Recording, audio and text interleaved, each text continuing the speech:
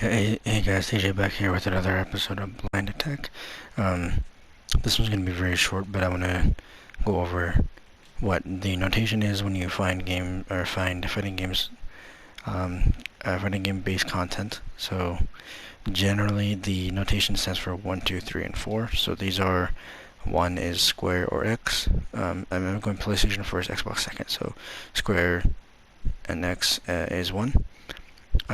Triangle and Y is 2, X and A is 3, and circle and B is 4. So essentially think of it as 1 is the leftmost, 2 is the topmost, 3 is the bottom, and 4 is to the right.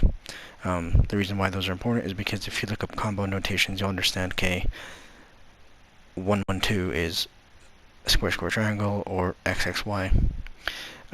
So that'll help clarify some things for some newer blind players. Now, the other thing I want to just talk about is how do blind people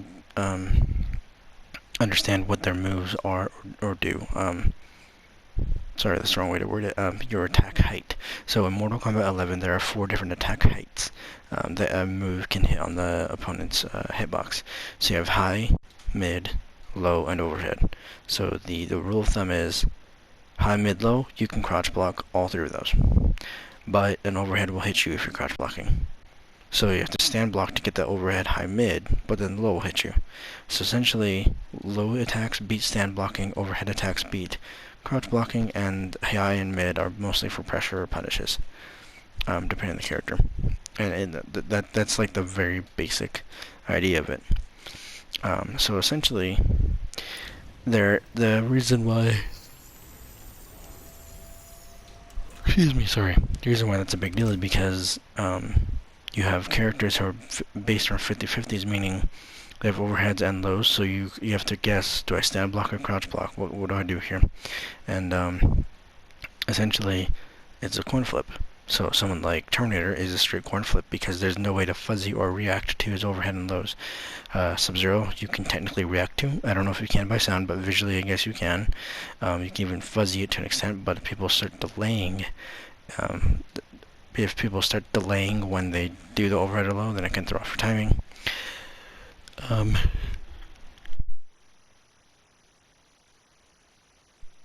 sorry, I don't know why I'm yelling so much. But yeah, so like I said, essentially the main, all 4 of these attack heights are important for different characters. Because I play Terminator, I have access to overheads and lows like crazy.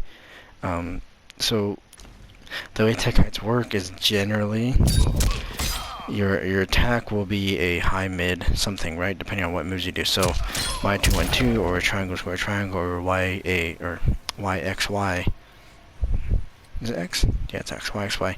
That will be high, mid, overhead. And then if I do 1, 2, 3 or square triangle X or X, Y, B, not B, sorry, A, that's a high, mid, low. So there's a mix-up right there. And then my back 3 or back X or back A, that's a mid.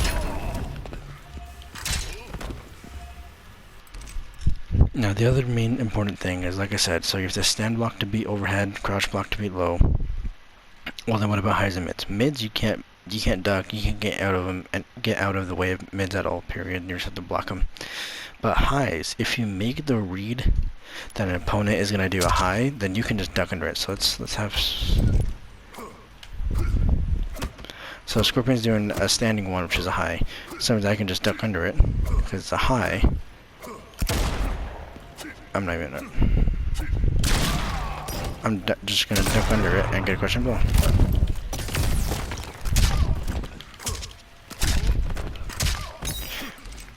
The other main thing is generally back 4 or back circle or back B is a sweep for every character. So sweeps are gonna hit the ankles and trip your opponent and knock them down. So that's a low. So that's always every character has access to a low at some point with their sweep. Your jumping attacks on the way down count as overhead, and if you do a short hop, which is like a tap of the stick or D-pad up, so it doesn't jump, but it's like a weird little hop animation, those are overheads as well. So every character has access to overhead or low. It's just some of them need them more than others.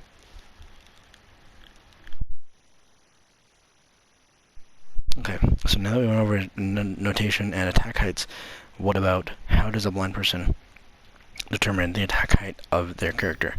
Or like what do their moves do? Like what does my 1, 2, 3 do? Like how do I know that? Quite simply, what I do is I have the bot, I pre-record the bot to stand, block, crouch block, and neutral duck.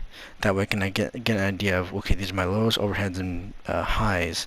So if the stand block is blocked, that's probably overhead or high, and I'll figure it out when I crouch block. So so if you go into options and hit down once and X or A, or select it with the number 3 on the notation, then 2 to the left and select it, then back out. Now I'm controlling Scorpion, so I'm gonna have him stand block for a couple seconds. Neutral duck. And now he's crouch blocking. Okay, so all that's set. Okay, so let's see. 1, 2, 1, stand block, you can block all of it.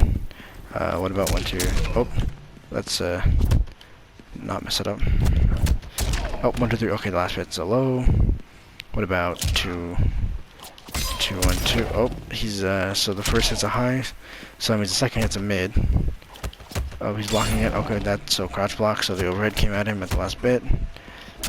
Okay, my 4, 3 is a low. And my 4, 2 is overhead. I can't tell right now, hold on. There we go, overhead.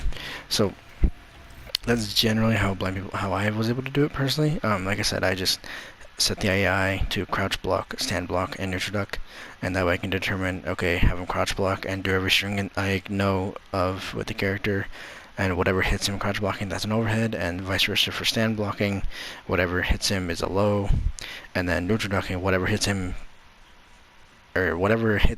when he's neutral ducking is a mid.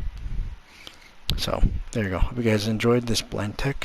Next one I'll be talking about how to defend against Terminator's Dark Fate variation, and after that, Final Judgment, and then I'll let you guys decide what character I cover next.